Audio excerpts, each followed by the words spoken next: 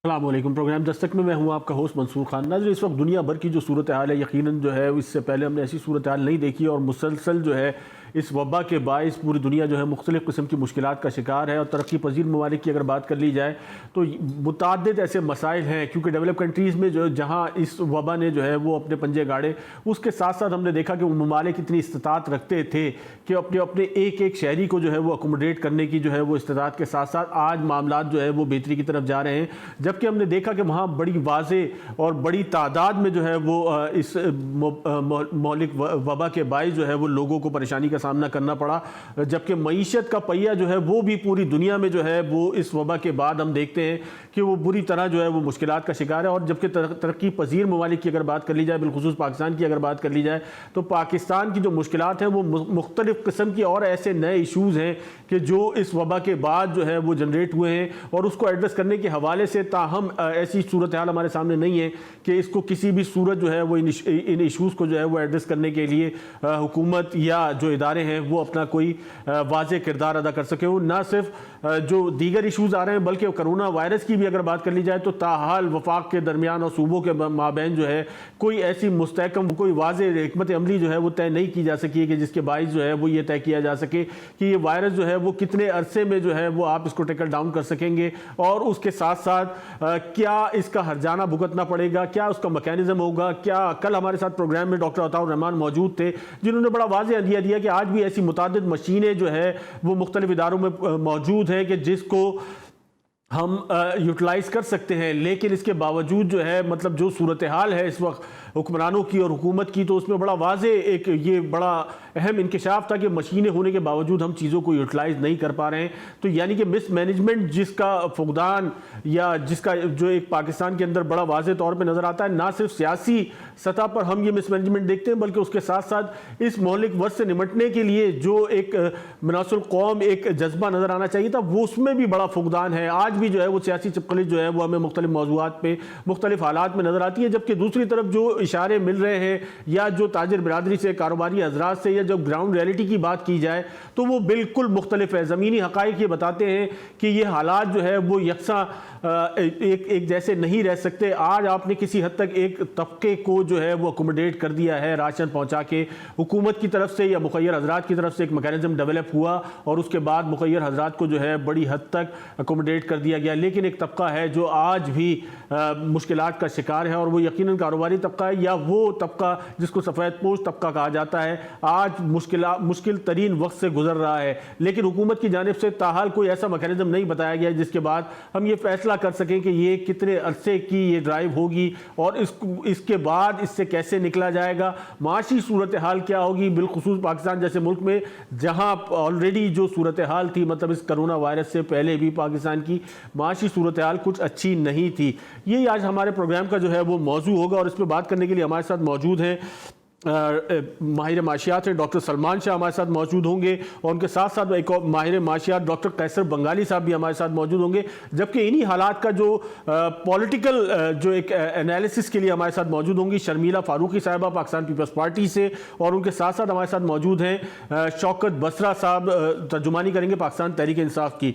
सबसे पहले मैं जानना चाहूँगा डॉक्टर कैसर बंगाली के पास, डॉक्टर साहब ये बताइएगा कि ये जो मौजूदा सूरत हाल है, कहा जा रहा है इससे निकलने का एक तो कोई टाइम फ्रेम नहीं है, सबसे पहली चीज। दूसरी चीज ये कि इससे निकलने के बाद हमें कितना असर दरकार होगा हालात को मेंटेन करने में।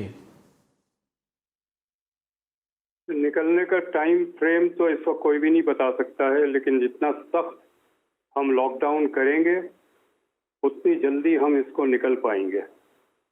और जहां लॉकडाउन के मामले में दो तीन राय अगर चल रही होगी, कोई कर रहा होगा कोई नहीं कर रहा होगा और रियासत का रेट कमज़ोर होगा, तो फिर हमें ज़्यादा वक्त लगेगा इससे निकलने में, और जितना ज़्यादा वक्त लगेगा उतना ज़्यादा माशी नुकसान हम उठाएंगे।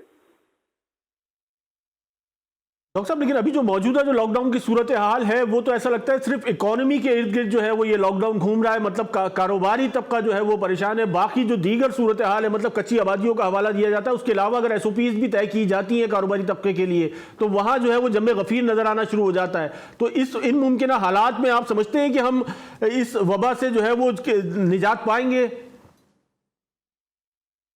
ये आप सही कह रहे हैं, हम लॉकडाउन सही तौर पे नहीं कर रहे हैं और यही वजह है कि जो गुंजान इलाके हैं वहाँ से केसेस आ रहे हैं और बल्कि हुकूमत लेवल पे भी नहीं है। अब आप देखें कि गवर्नर सिंध जो है वो तमाम अपनी एक्टिविटीज़ करते रहे, वफद से मिलते रहे, मुख्तलिफ जगह पे जाते रहे।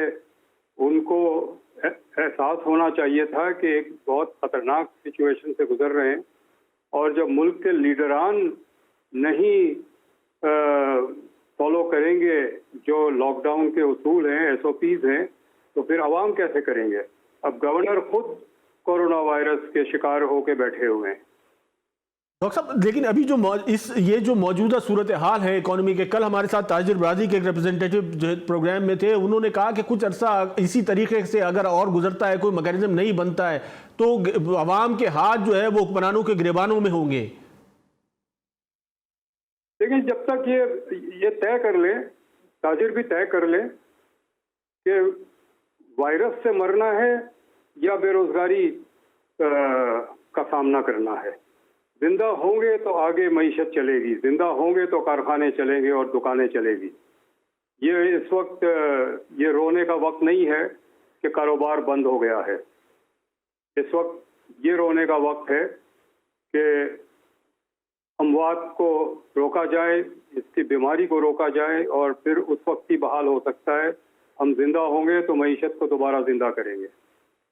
जी डॉक्टर सलमान शाह, ये जो मॉडल हमने अडॉप्ट किया है, यकीनन ये वेस्ट में जो है वो बहुत अच्छी प्रोग्रेस करता हुआ नजर आया, लेकिन पाकिस्तान की ग्राउंड रियलिटीज डिफरेंट है। यहाँ की जो डेमोग्राफी है वो भी डिफरेंट है। मतलब एक हम हाइड्रोजेनिक सोसाइटी में रहते हैं जहाँ पर जो है वो लोग मुख्तलिफ माइंडसेट के लोग हैं। इस सोसाइटी में ये लॉकडाउन का ये जो मॉडल था, ये किस हद तक सक्सेसफुल है आपके ख्याल में? देखिए, आई थिंक पूरी दुनिया इस प्रॉब्लम से स्ट्रगल कर रही है और आप देख रहे हैं कि एडवांस कंट्री से लेके गरीब मुल्कों तक सब में ये इशू चल रहा है कि इकोनॉमी को कैसे बहाल रखना है और इससे वबा से भी कैसे बचना है, और डिफरेंट तरीकों से ये काम हो रहा है। और आई थिंक कि पाकिस्तान में जिस किस्म की सिचुएशन है उसमें भी हमें एक ऑब्वियसली सबसे इम्पोर्टेंट चीज़ तो सेहत की है, लेकिन हमारी क्योंकि गुर्बत इतनी ज़्यादा है कि अगर ये सपोर्ट सिस्टम्स और इस तरह की रिलीफ और उसके बाद ओपनिंग अप प्रॉपरली नहीं होगी तो हम ये इस प्रॉब्लम से निकल नहीं सकते। अब खासा डेटा भी आता जा रहा है पाकिस्तान में। अब टेस्टिंग की फैसिलिटीज़ भी ज़्यादा होती जा रही हैं, टेस्ट भी ज़्यादा होते जा रहे हैं। तो मेरा ख्याल है कि ये इसको हमें बड़ी अक्लमंदी से करना चाहिए, सेहत को नंबर 1 रखना चाहिए और साथ साथ उसके इकोनॉमी जहाँ भी खुल सकती है उसको खोल के उसको आगे चलाएं। हमारी जो रूरल इकोनॉमी है वो बाय एंड लार्ज इस वक्त बची हुई है, लेकिन हमारी शहरों में बहुत ज़्यादा डिसरप्शन है और वहाँ पे इसका क्योंकि कंजेस्टेड एरियाज भी बेशुमार हैं, तो वहाँ हमें बहुत ही केयरफुल होने की ज़रूरत है। और इसके साथ हमने ये भी देखना है कि जो सप्लाई चेन्स हैं हमारी, उनको अब किस किस्म की सपोर्ट की ज़रूरत होगी कि वो दोबारा अपने पाँव पे खड़े हो सकें। और ये एक दिन का मैच नहीं है, ये 2020 नहीं है, ये बड़ा लंबा चलेगा। डॉक्टर साहब, लेकिन किसी मैकेनिज्म की तो जरूरत होगी ना कि जिसके साथ आप इस वबा का मुकाबला भी कर सके और उसके साथ साथ आपका ये मईशत का पहिया भी जो है वो किसी हद तक चल सके। ऐसा कोई मैकेनिज्म अभी तक हमारे सामने नहीं आया। ये आहिस्ता आहिस्ता बन रहे हैं, दुनिया इनके साथ कर रही है, स्ट्रगल कर रही है और कई ममालिक जो हैं वो अपनी ओपनिंग अप भी कर रहे हैं और कंट्रोल भी कर रहे हैं। लेकिन हर मुल्क डिफरेंट है और हर मुल्क को अपना स्ट्रेटजी बनानी पड़ेगी। अब पाकिस्तान में आप देख रहे हैं कि ज़्यादा टेस्टिंग भी ज़्यादा शुरू हो गई है। अब हेल्थ फैसिलिटीज़ को बेहतर करने की भी कोशिश की जा रही है और आहिस्ता आहिस्ता आई थिंक इस वबा के ऊपर आगे चल के हमें अल्लाह से दुआ करनी चाहिए कि ये हमारी जो भी कोशिशें हैं इनमें कामयाबी हो और ये दवा अंडर कंट्रोल आ जाए। लेकिन जो बात मैं ये कह रहा था कि ये 1-2 माह तो ये नज़र नहीं आता कि अगले 1-2 माह में ये सारा कुछ हो जाएगा। ये अगले 6 माह 1 साल और इकोनॉमी को तो हो सकता है 2-3 साल लगें पूरी तरह से रिकवर करने के लिए। इसलिए जो भी करना है, नंबर 1 आपका हेल्थ सबसे आगे होना चाहिए, लेकिन हमें इकोनॉमी की ओपनिंग की तैयारी मुकम्मल करनी चाहिए। हमने हजारों अपने वर्क प्लेसेस को कोरोना के लिए तैयार करना है। वहाँ पे SOPs जो हैं बड़े सॉलिड किस्म के SOPs रखने पड़ेंगे, डिस्टेंसिंग मेंटेन करनी पड़ेगी, काम के तरीक़ेकार बदलने पड़ेंगे। हो सकता है कि हमें डिफरेंट तरीकों से अब डॉक्टर साहब एक तवील वक्त जो है वो गुजर चुका है, मतलब 42वां रोज है आज, उसके बावजूद हम कोई मैकेनिज्म जो है वो ऐसा नहीं डेवलप कर सके कि जिसके बाद जो इकोनॉमी का पहिया है ये भी थोड़ा बहुत चल सके। शर्मिला फारूकी साहिबा, क्या हालात हैं आज वफाक के माबैन और सूबे के माबैन? कुछ बेहतरी है सूरत हाल में? कोई मैकेनिज्म डेवलप हो रहा है आपके ख्याल में? जी शुक्रिया मंसूर साहब। देखिए, मेरा ख्याल है कि जो भी हालात हैं वो आप लोगों से ढके छुपे तो है नहीं। सिंध की शुरू दिन से यही ख्वाहिश रही है कि वफाक की जानिब से एक जामे पॉलिसी और एक यूनिफॉर्म पॉलिसी जो है वो तमाम सूबों के लिए आए। लेकिन अनफॉर्चुनेटली जिस तरह आपने कहा कि आज 42 दिन गुजर चुके हैं, ऐसी कोई भी किसी किस्म का कोई फैसला या रवैया या उसमें बेहतरी वफाक की जानिब से नहीं आई है। अभी कैसर बंगाली साहब भी बात कर रहे थे लॉकडाउन की, और आपके दूसरे जो गेस्ट थे वो भी बात कर रहे थे। लेकिन अनफॉर्चुनेटली ये लॉकडाउन के अंदर जो सबसे बड़ा मसला आया वो सामने यही आया कि वफाक की जानिब से बड़े मिक्स सिग्नल्स आए। जहां सूबे लॉकडाउन की बात कर रहे थे वहाँ पर वफाक इसको मुसलसल अपोज कर रहा था। अगर आज के दिन तक एक मुकम्मल जामे लॉकडाउन हो जाता जिसमें वफाक सूबों की ना सिर्फ मदद करता बल्कि उनकी आवाज़ से आवाज़ मिला के लोगों को ये तलकीन करता कि आप घरों में रहें और उस पर सियासत न करता, तो आज हालात शायद बतदरीज बेहतर होते। आज अगर हमारे पास अमवात की जो शरह है वो तकरीबन 2% है, तो शायद वो इससे कम होती, और जिस तरीके से ये लोकल ट्रांसमिशन हुई है वो भी कम होती। इसकी 2 वजूहात हैं। एक तो अगर ताफ्तान के अंदर जो ज़ायरीन हैं उनको बेहतर तरीके से हैंडल कर लिया जाता, उनको क्वारंटाइन कर लिया जाता, और जो वहाँ पर टूरिस्ट थे उन तमाम लोगों को बगैर टेस्ट किया क्वारंटाइन करे मुख्तलिफ सूबों में नहीं भेजा जाता, तो ये स्प्रेड को हम कुछ हद तक रोक सकते थे। लेकिन हुआ क्या कि वहाँ पर जो चीज़ मिस हैंडल हुई, शर्मिला साहब अब हो गया, वो जो वक्त गुजर गया वो तो यकीनन गुजर गया, लेकिन अभी जो मौजूदा सूरत हाल है उसमें आप कोई मैकेनिज्म जो है वो आप भी नहीं डेवलप कर पाई हैं, और अब आप भी अल्टीमेटली उसी तरफ आ रही हैं जिसकी तरफ वफाक इशारा बार बार करता था कि आपको इकोनॉमी को साथ लेके चलना पड़ेगा। देखिए मेरी बात सुनिए, ये जो आपने बात की ना कि वो चीज़ हो चुकी गुजर चुकी, नहीं, यहाँ पर आप इंसानी जानों की बात कर रहे हैं। ये कोई आपने बिल्डिंग नहीं बनाई है कि आपने ईंटें गलत कर दी तो जी बिल्डिंग गिरा दो दोबारा से शुरू करो, ये वो बात नहीं है। ये बहुत बड़ा क्रिमिनल नेग्लिजेंस हुआ है ताफ्तान के अंदर। अगर वहाँ पर उन तमाम ज़ायरीन को क्वारंटाइन करके टेस्ट करके आइसोलेट कर दिया जाता तो ये लोकल ट्रांसमिशन आज इस हद तक नहीं फैलती जितनी फैल गई है। दूसरी चीज़ ये कि मैकेनिज्म क्या बनाना है, मैकेनिज्म क्या बनाना है जनाब। देखिए, ये जो मुसलसल प्राइम मिनिस्टर साहब मुवाजना करते हैं कि लोगों को हम वबा से मरने दें या भूख से मरने दें, ये मुवाजना ही गलत है जी। ये रियासत का काम नहीं है कि वो कहे कि जी अच्छा जी इससे नहीं मरने देते इससे मरने देते हैं। शुरू दिन से प्राइम मिनिस्टर साहब ये कह रहे हैं कि जी ये फ्लू है और 90% लोग जो हैं वो इससे सेहतियाब हो जाते हैं। ये गलत बात है, ये झूठ बात है। आप कौम को गुमराह कर रहे हैं। आप लोगों को बताएं कि ये खतरनाक वबा है, ये किसी को नहीं देखी, ना बच्चों को, ना बूढ़ों को, ना काले को, ना गोरे को। आप लोगों को घरों में रहना है। आप शुरू दिन से कह रहे हैं लोग भूख से मर जाएंगे, लोग भूख से मर जाएंगे। भाई आपका काम है, रियासत का काम है कि आप लोगों को भूख। शर्मिला साहब, लेकिन आपने तो पूरी कोशिश कर ली। सिंध में जो है वो प्रिवेंटिव मेजर जो है वो बहुत स्पीडी लिए गए, उस तमाम के बावजूद भी आज हम देखते हैं कि जो नंबर्स हैं वो मुसलसल तेजी से बढ़ रहे हैं, और फिर खदशा जाहिर किया जा रहा है कि मुस्तकबिल करीब में जो है ये अपनी हाइट पे जो है ये वायरस जो है वो सिंध में भी होगा, पाकिस्तान में भी होगा। देखिए, एक तो आप लोगों को एक बिल्कुल बुनियादी एक चीज़ की समझ नहीं आ रही है कि ये सिंध के अंदर जो इन्फेक्शन की शरह है ये क्यों बढ़ रही है, क्योंकि सिंध सबसे ज़्यादा टेस्ट कर रहा है।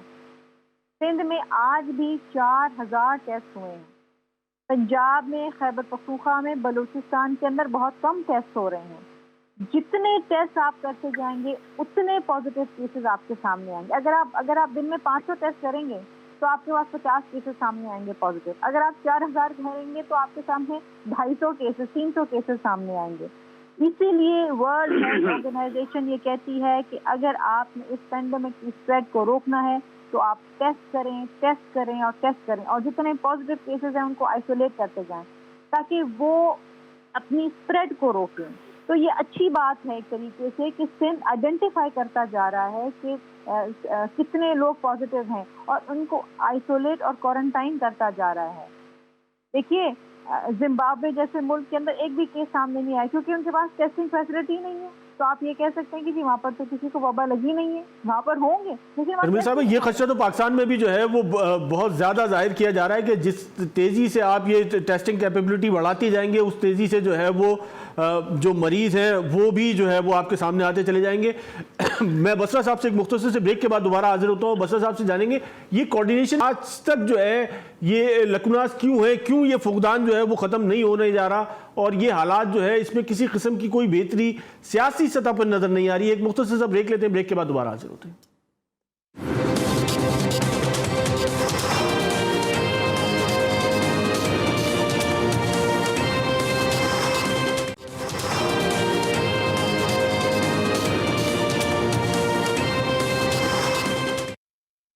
वेलकम बैक नाज़रीन। हम जिक्र कर रहे थे इस वक्त जो मौजूदा सूरत हाल है और उसमें भी आज हम देखते हैं कि इस वफाक के माबैन सूबों के दरमियान जो चपकलिश है वो अपनी जगह मौजूद है, लेकिन जो उसके साथ साथ एक सूरत हाल है वो जो एक खदशा ज़ाहिर किया जा रहा है कि अगर ये हालात इसी तरीके से आगे बढ़ते हैं तो ये जो मईशत को जो इस वक्त लायक ख़तरात हैं उसके बाइस क्या सूरत हाल मुतवक्का है।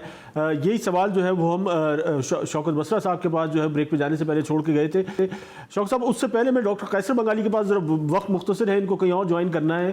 डॉक्टर साहब, ये थोड़ा सा मुझे बताइएगा, कोई ऐसा मैकेनिज्म इवॉल्व हो सकता है, कोई ऐसा निज़ाम बनाया जा सकता है जिसके साथ ये दोनों चीज़ें साथ साथ चलाई जा सकें? जैसे मेरा ख्याल है कंसेंसस है, आपके सारे बाकी स्पीकर्स भी यही कह रहे हैं कि पहले इस वबा को कंट्रोल करना ज़्यादा अहम है। मैं समझता हूँ कि 2 हफ्ते के लिए मुकम्मल कर्फ्यू लगाया जाए और जब कंट्रोल में आए तो फिर आप खोलें। यहाँ जो बिज़नेस कम्युनिटी है वो इंतहाई गैर जिम्मेदार है। जो कारखाना खोलने की इजाज़त दी गई वो अपने वर्कर्स को बसों में भर के लेकर आ रहे थे, कोई SOP फॉलो नहीं किया। इनको कहा गया कि आप अपने जो वर्कर्स हैं या दुकान के एम्प्लॉयज़ हैं, मुलाजिम हैं, उनकी एक फहरिस्त दे दें, उनके एड्रेस दे दें हमें, ताकि जब कभी कहीं कोई इन्फेक्ट हो तो उसको हम ट्रेस कर सकें। वो ये देने को तैयार नहीं है। तो जब तक मईशत तो उसी वक्त चल सकती है जब rules of the game follow हो। बात यह है कि जो हमारा बिजनेस का तबका है वो कोई कानून को मानने को तैयार नहीं है, तो इस वक्त बंद रहना चाहिए। 2 हफ्ते मुकम्मल कर्फ्यू हो, किसी को घर से कहीं बाहर निकलने की इजाज़त नहीं होनी चाहिए, तब जाके ये वबा कंट्रोल में आएगा। उसके बाद हम मईशत को चलाएंगे। बहुत शुक्रिया। डॉक्टर कैसर बंगाली हमारे साथ थे। जी शौकत बसरा साहब, कोई कंसेंसस इस हवाले से ताहाल जो है वो डेवलप नहीं हो सका हुकूमत के माबैन और वफाक के माबैन या दीगर सूबों में भी हम देखते हैं कि मुख्तलिफ आरा सामने आती हैं। जरा दोबारा सवाल रिपीट कीजिएगा भाई। मेरा सवाल ये था कि कंसेंसस ताहाल कोई बिल्ड नहीं हो सका है। वफाक की जो आरा हैं वो मुख्तलिफ हैं, हुकूमत सिंध की मुख्तलिफ हैं, दीगर सूबों की तरफ से भी जो आरा आती हैं वो मुख्तलिफ होती हैं, कोई कंसेंसस बिल्ड नहीं हो सका। और इसी हालात में अगर हम चलते रहे तो मेरे ख्याल में 6 माह भी जो है वो कहा जाता है कि मतलब इस वबा से आप जो है वो निपटने में नाकाम रहेंगे। अच्छा, मैं आपको गुजारिश करूँ, सवाल आपका बड़ा अहम है, लेकिन जो मीडिया पे बात चल रही है उससे बिल्कुल मुख्तलिफ हालात हैं। हमारे कुछ सियासी दोस्त मीडिया की कंजम्पशन के लिए, अपनी सियासत के लिए वो आके इधर पॉइंट स्कोरिंग करते हैं। लेकिन एक सेंट्रल प्लेस पे मुश्तरका मुफादत काउंसिल की मीटिंग होती है, तमाम स्टेक होल्डर मौजूद होते हैं, NDMA मौजूद होता है, वहाँ पे मुश्तरका पॉलिसीज बनती हैं। उसके बाद एक बात तो हकीकत है कि सूबे जो है वो इंडिपेंडेंट है, 18वीं तरमीम जिसका हम बार बार जिक्र करते हैं, उसके मुताबिक वो अपनी ग्राउंड रियलिटी के मुताबिक फैसले लेते हैं। इवन जो चीज़ें तय होती हैं मरकज़ के अंदर, वहाँ ये कहा जाता है कि जो सूबा जिस अंदाज में अपनी ग्राउंड रियलिटी में फैसला लेना चाहे। अब पंजाब में भी हम बहुत चीज़ें ऐसी हैं जो हमें मरकज़ अलाउ किया हुआ है कि हम अपने तौर पर फैसले ले रहे हैं, लेकिन गुजारिश सिर्फ इतनी है, हम सब लोगों का एक ही मकसद है और तमाम हुकूमतों का एक मकसद होता है जानो माल का तहफ़्फ़ुज़। सबसे पहले जान का तहफ़्फ़ुज़ वो करनी तो मेरे अल्लाह ने है, लेकिन अभी हम सब लोग एक पॉलिसी जो लोग कंफ्यूज कर रही है और जो मैं समझता हूँ पब्लिक के लिए भी कंफ्यूजन है कि जी लॉकडाउन है, नहीं है, मुकम्मल है, कम है, ज़्यादा है। भाई देखिए, गुजारिश सिर्फ इतनी है, पहले दिन से जो मौक़िफ़ प्राइम मिनिस्टर का था पूरी दुनिया उस जा रही है और हकीकत भी वही है। हम तो फिर वो कंट्री हैं जिनके पास मैं समझता हूँ कि इतनी पूरा इकॉनमी, अल्लाह माफ़ करे हमें, जो हम स्टूडियोज में बैठ के बातें करते हैं या बाहर होती हैं, वो ग्राउंड रियलिटी से बिल्कुल डिफरेंट है। आप मेरे भाई मुझे बताएं, एक तरफ हम कोरोना से लड़ रहे हैं और अल्हम्दुलिल्लाह मैं कहता हूँ एक जान भी बहुत कीमती है।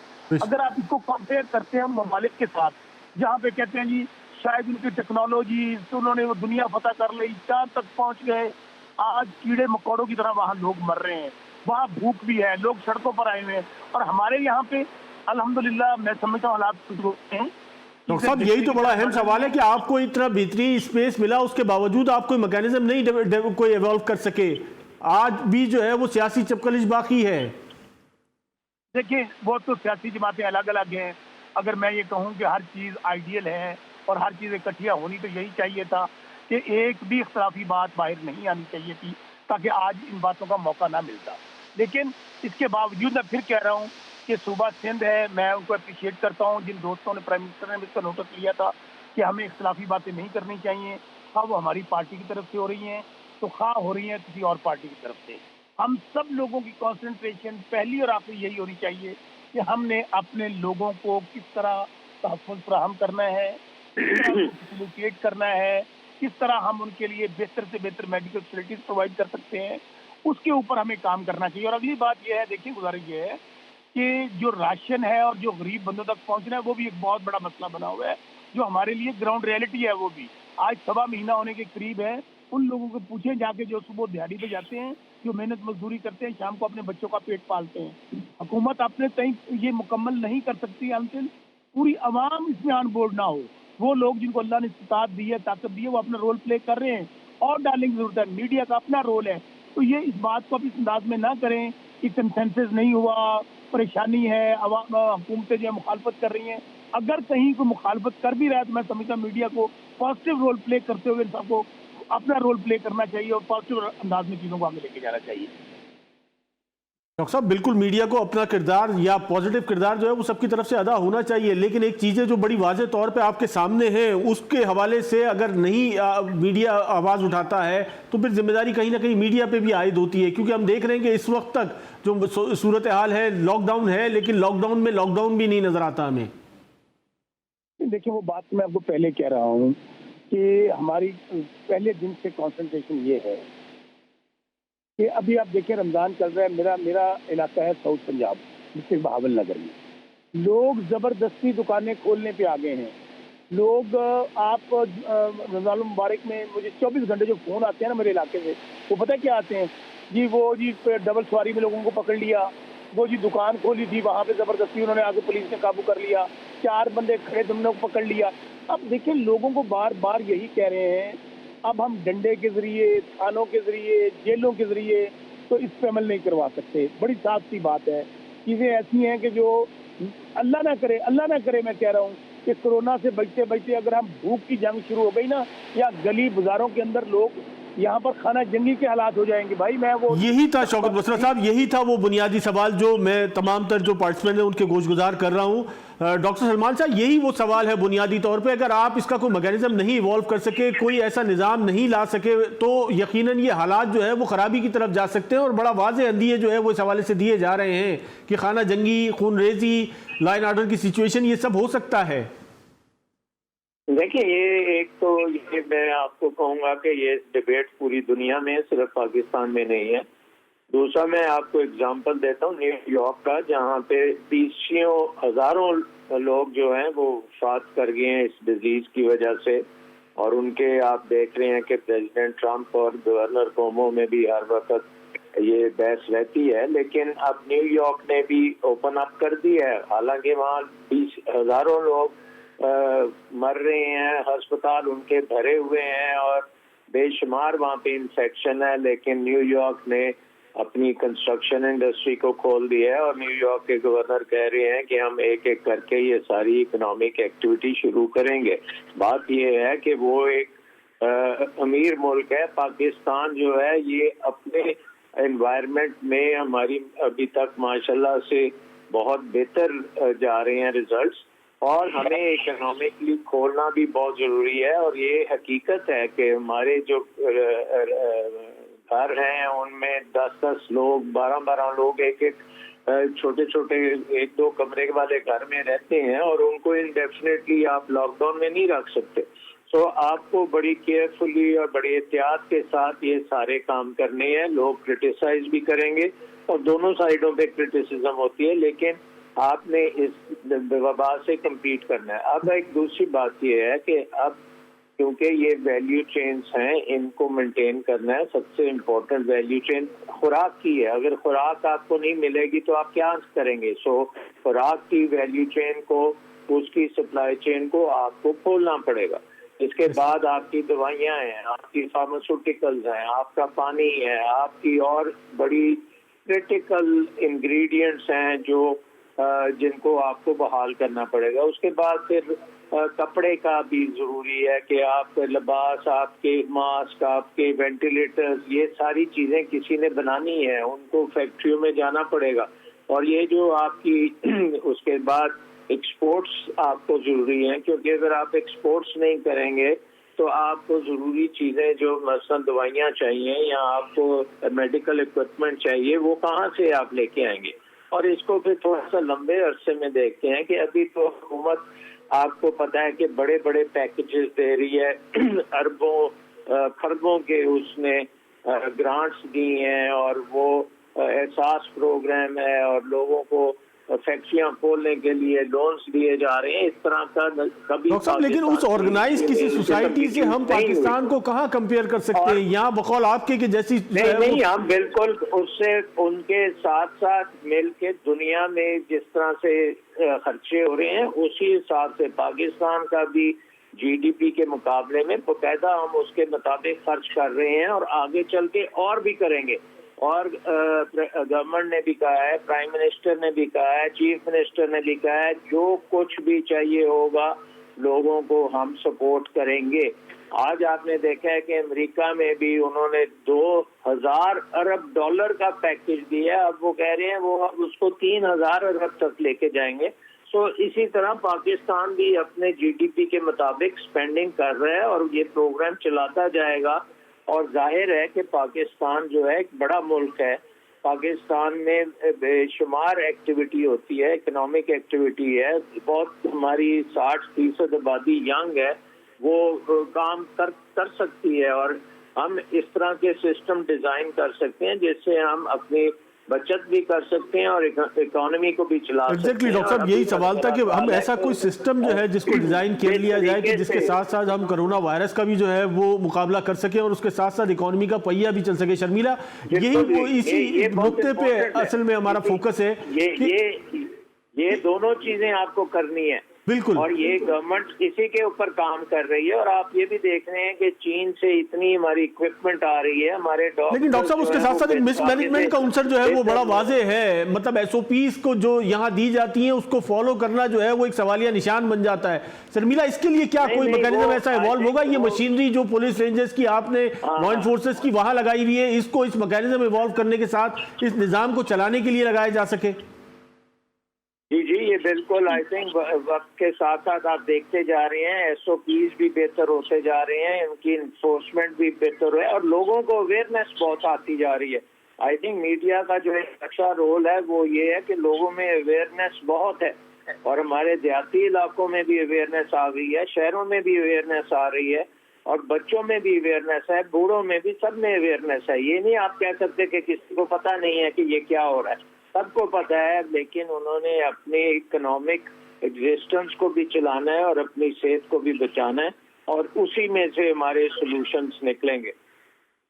बिल्कुल, एक मुख्तसर सा ब्रेक लेते हैं। मुख्तसर से ब्रेक के बाद जो है वो शर्मिला फारूकी साहिबा से जानने की कोशिश करेंगे कि ये एसओपीज को जो फॉलो कराने के हवाले से जो मैकेनिज्म है उस पर क्या सिंध हुकूमत की कारकर्दगी है और क्या मैकेनिज्म ऐसा इवॉल्व किया जा रहा है कि इन एसओपीज को जो है मुकम्मल तौर पर जो है वो फॉलो किया जा सके। एक मुख्तसर सा ब्रेक लेते हैं, ब्रेक के बाद दोबारा हाजिर होते हैं।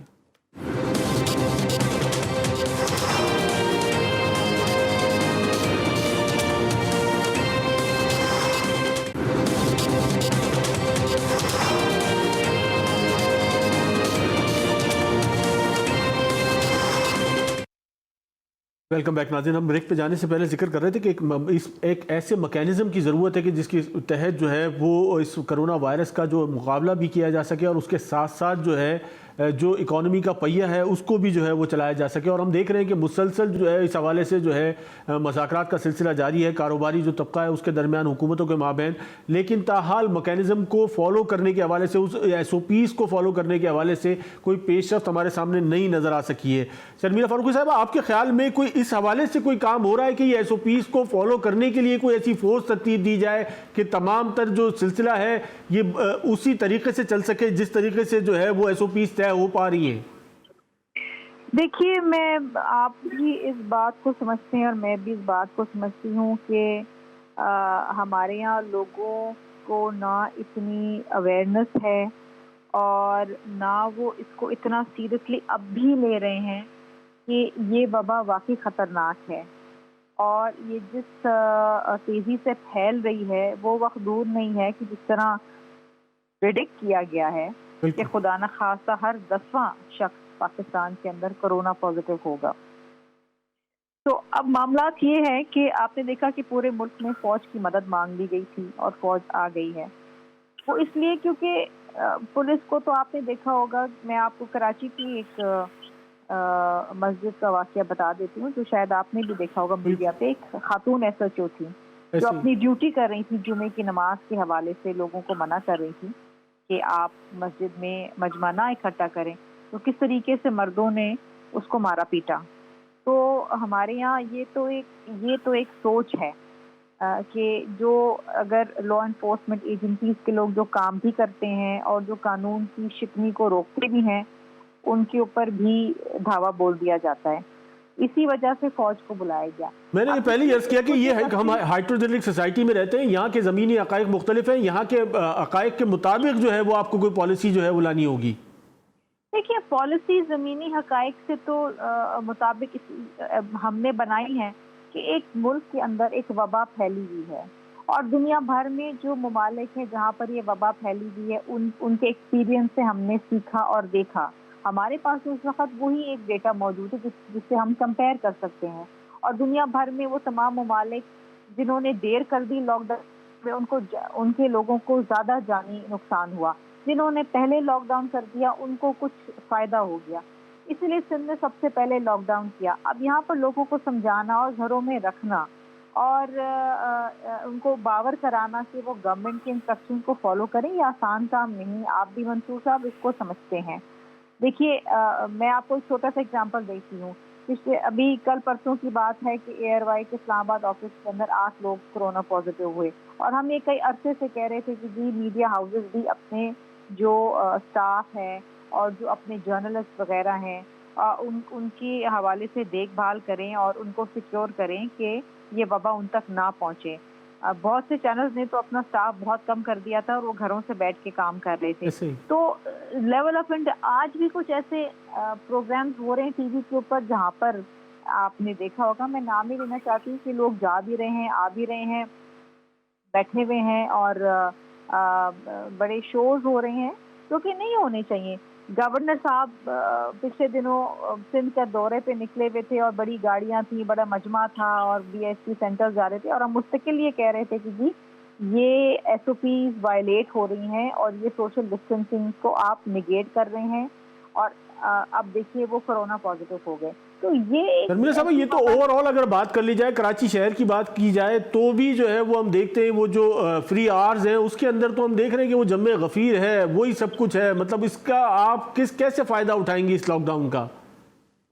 देखिए, बात यह है कि आप इस वबा से मतलब क्या, इस वबा से बचने का तरीका ये है कि आप अपने घर में रहें और जितना हो सके अवॉइड करें बाहर जाने का, और अगर बाहर भी जाएं तो एहतियाती तदाबीर जो है वो इस्तेमाल करें। अब मसला ये है कि देखिए, जो लोग इस पे अमल कर रहे हैं वो अब तक बचे हुए हैं, जो लोग इस पे अमल नहीं कर रहे हैं उनको ये वायरस जो है वो अपनी लपेट में ले रहा है। अब हमारी कोशिश यही होनी चाहिए कि हम अपने लिए नहीं तो अपने दोस्तों के लिए, अपने रिश्तेदारों के लिए, उन तमाम लोगों के लिए ये तमाम एहतियाती तदाबीर को बरूए कार लेकर आएं।